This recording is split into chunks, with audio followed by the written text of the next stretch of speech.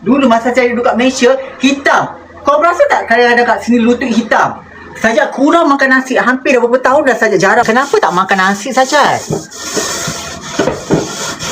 Yang kita ni makan apa saja boleh. Nak makan nasi ke, nak makan gandum ke, nak makan ubi ke, asalkan makan. Jangan tak makan.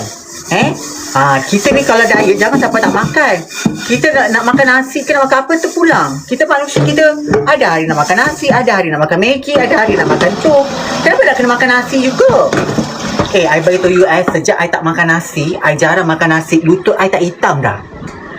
Jujur cakap, tak saya Sajak tunjuk lutut Sajak.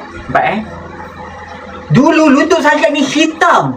Lillahi ta'ala. Dulu masa saya duduk kat Malaysia, hitam. Kau berasa tak kadang-kadang kat sini lutut hitam? Sajak kurang makan nasi. Hampir dah berapa tahun dah Sajak jarang makan nasi. Selama Sajak duduk Australia, Sajak jarang makan nasi. Dalam 4 tahun tu, dulu lutut Sajak hitam. Lillahi ta'ala. Siapa lutut hitam? Siapa lutut hitam? Siapa lutut hitam? Siapa lutut hitam? Lutut hitam.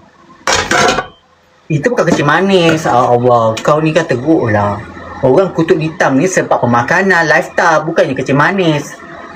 Kau ni, Allah, otak tak ada dedikasi langsung.